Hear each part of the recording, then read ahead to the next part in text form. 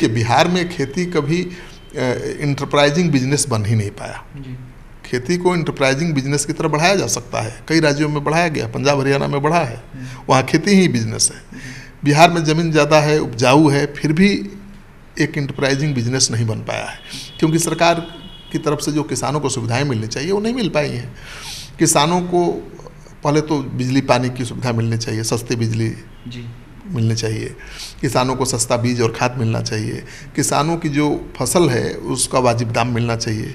तभी तो किसान पैदा कर देते हैं फसल, उसका दाम ही नहीं मिलता, बिचौलिए खरीद लेते हैं और वो मुनाफा कमाते हैं। तेजस्वी यादव ने भूमि सुधार कानून लाने की बात की है, उसको लेकर अभी हम तमाम बातें समझेंगे। वरिष्ठ पत्रकार श्रीकांत प्रत्युष जी हैं, उनसे। सर, जिस प्रकार से तेजस्वी यादव का यह बयान आया है कि चंद लोगों के पास ज़्यादा ज़मीनें हैं और जो भूमिहीन हैं उनकी संख्या ज़्यादा है, तो इसको कैसे देखते हैं? देखिए, वैसे पूरे देश का आंकड़ा अगर आप देखें, बिहार ही नहीं तो देश की 80% आबादी भूमिहीन है। 20 जो फीसदी लोग हैं उनके पास 80% ज़मीन है पूरे देश में। तो 80% तो ऐसे ही भूमिहीन हैं जो खेती करते हैं, किसानी करते हैं, और जिनके पास भूमि है उनका प्रतिशत बहुत कम है। कम लोग हैं जिनके पास ज़्यादा भूमि है, जो खेती नहीं करते हैं। तो वो किसानों को, मजदूरों को देते थे बटाई पर अपनी ज़मीन कि भाई आप खेती करो, आधा अनाज हमको देना, आधा तुम रख लेना। तो यही परंपरा लगातार चली आ रही है। लेकिन तेजस्वी यादव ने जातीय जनगणना के बाद जो बयान दिया है कि बिहार में चंद लोगों के पास ज़्यादा ज़मीन है, यही लैंडलॉर्ड हैं, जिनकी आबादी ज़्यादा है उसके पास ज़मीन ही नहीं है।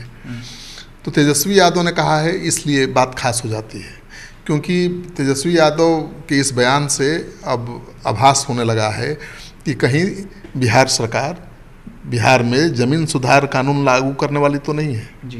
क्योंकि ये सवाल पहले भी उठ चुका है जी। तो अब जो लोग हैं, जो किसान हैं जिनके पास ज़्यादा ज़मीन है, वो डरे हुए हैं। क्योंकि देखिए, बिहार में जो जातीय जनगणना हुई है उस रिपोर्ट को अभी सामने नहीं लाया गया है जिसमें ये पता चले कि किस जाति के पास कितनी ज़मीन है, किन लोगों के पास कितनी ज़मीन है। जब आंकड़ा सामने आएगा तो चौंकाने वाला होगा। और तेजस्वी यादव सरकार में हैं, वो जरूर आंकड़े से अवगत होंगे और उसी के आधार पर ये कह रहे हैं। तो तेजस्वी यादव अगर कह रहे हैं सरकार में हैं, और तो उम्मीद की जा रही है कि कहीं सरकार तैयारी तो नहीं कर रही है भूमि सुधार कानून लाने की। तो अगला ये सवाल है कि एक रिपोर्ट आई थी डी बंदोपाध्याय की अध्यक्षता में जो भूमि सुधार आयोग का जो गठन हुआ था 2006 के समय में, तो उसकी रिपोर्ट की लाने की। देखिए, बिहार में 16 जून 2006 को डी बंदोपाध्याय की अध्यक्षता में भूमि सुधार आयोग का गठन किया गया था, और रिपोर्ट आने के बाद बिहार की राजनीति काफ़ी गर्मा गई थी। स्वर्ण नेताओं ने इसका जमकर विरोध किया था, अफसरों ने अंदर खाने से इसका विरोध किया, क्योंकि ज़्यादातर अफसर तो स्वर्ण समाज से थे जिनके पास बहुत खेत और ज़मीन था, तो उन्होंने भी विरोध किया। भाकपा माले ने इसे लागू करने के लिए लंबा आंदोलन भी चलाया, लेकिन नीतीश सरकार इसे लागू करने का साहस नहीं दिखा पाई, क्योंकि नीतीश सरकार अगर ये लागू करती, देखिए उस समय तो बीजेपी के साथ नीतीश कुमार थे, और बीजेपी को आपको पता है कि उनके समर्थक स्वर्ण हैं, तो बीजेपी के साथ रहते हुए तो उन्होंने ये हिम्मत नहीं दिखाई।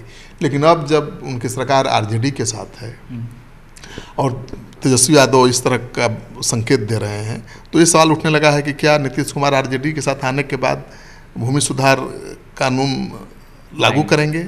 जो डी बंदोपाध्याय की रिपोर्ट थी भूमि सुधार को लेकर, क्या उसको लागू कर देंगे? ये बड़ा सवाल है। तो उसके लागू होने से क्या होगा उनकी रिपोर्ट से? इन लोगों के जो लैंडलॉर्ड हैं, मालिक, और जो पट्टा पर खेत ले रहे हैं, या अब उनके लिए कहा जा रहा है कि उनको सारी सुविधाएं दी जाए, इसके हिसाब से? देखिए, आमतौर पर लोग ये समझते हैं कि जिनके पास ज़्यादा ज़मीन है उनसे ज़मीन लेकर गरीबों के बीच बांट दी जाएगी जी।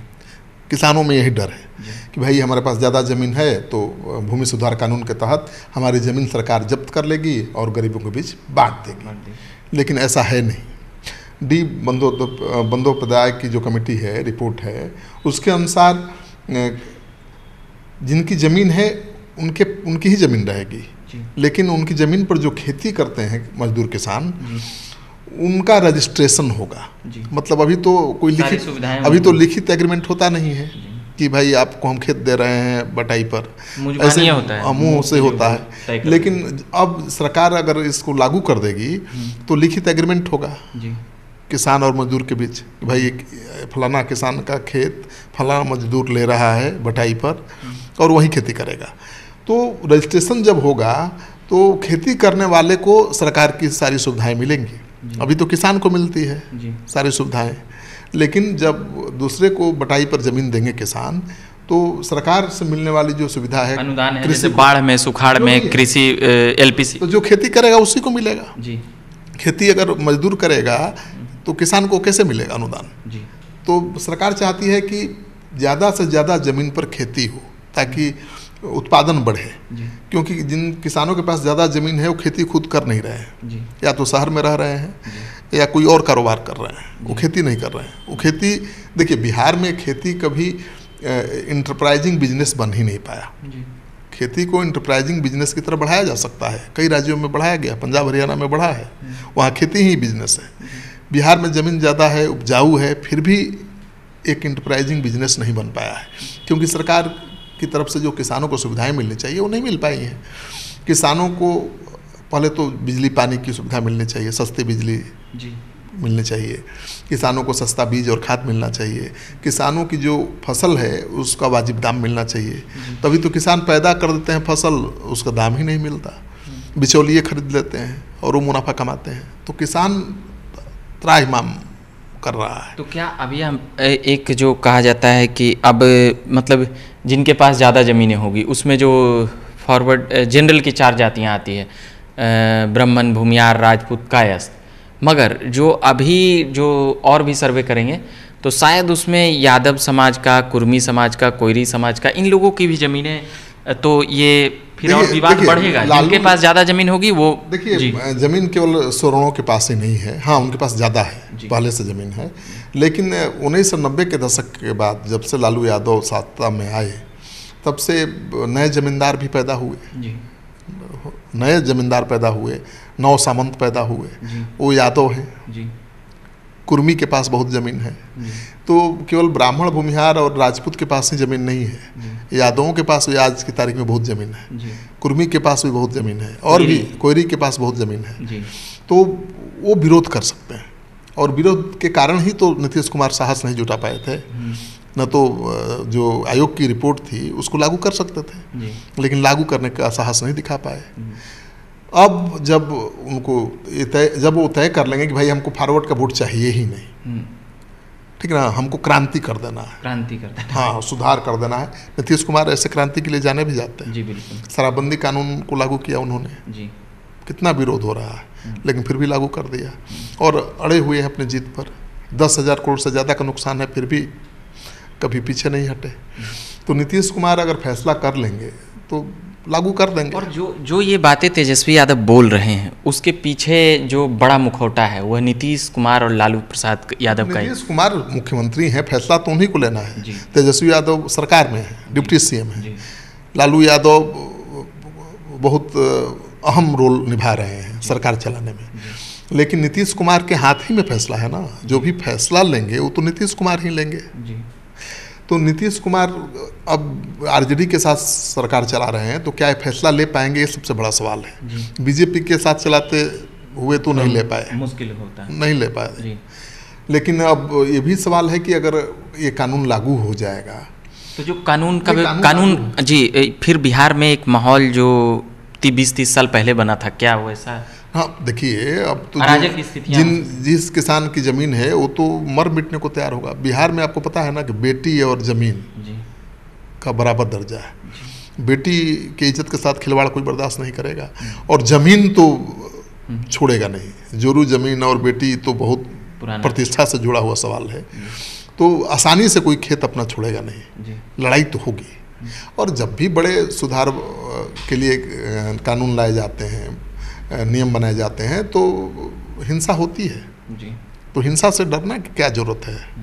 नीतीश कुमार को लाना चाहिए, क्योंकि 80% ज़मीन पर 20% लोगों का कब्जा है, और 80% लोग 20 फीसदी ज़मीन के भरोसे चल रहे हैं।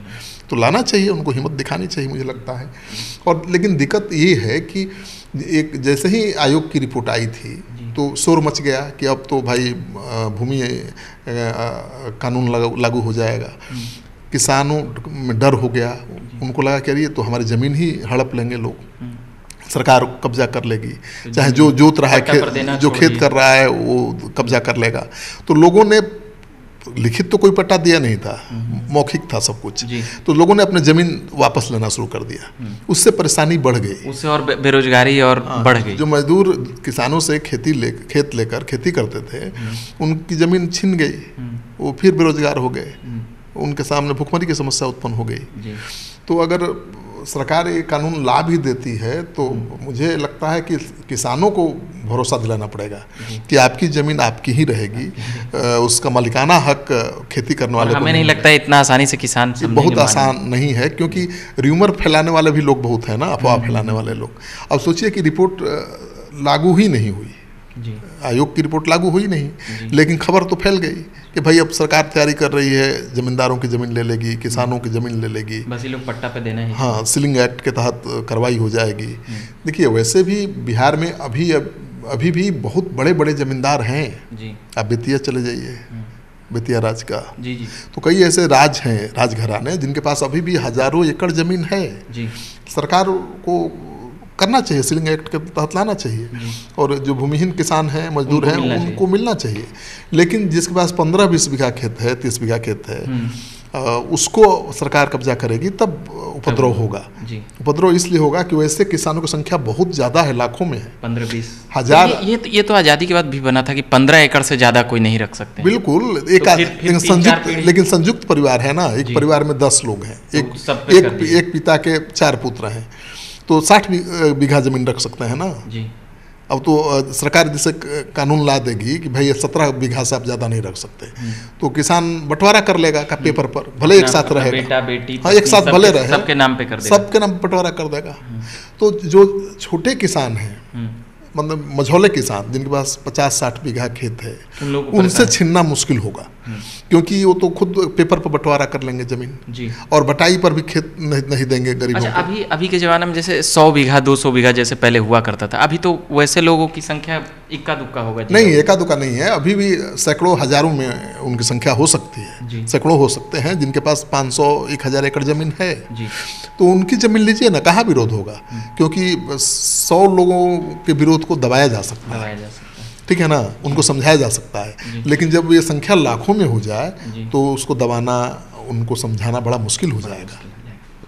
चलिए, तो ये बातें हम समझ रहे थे जो तेजस्वी यादव द्वारा कहा गया था कि जो जिनकी आबादी कम है उनके पास बहुत बड़ा ज़मीन का, मतलब कि ज़्यादा ज़मीनें हैं। तो इन तमाम बातों को समझ रहे थे। वरिष्ठ पत्रकार श्रीकांत प्रत्युष जी अभी हमारे साथ थे।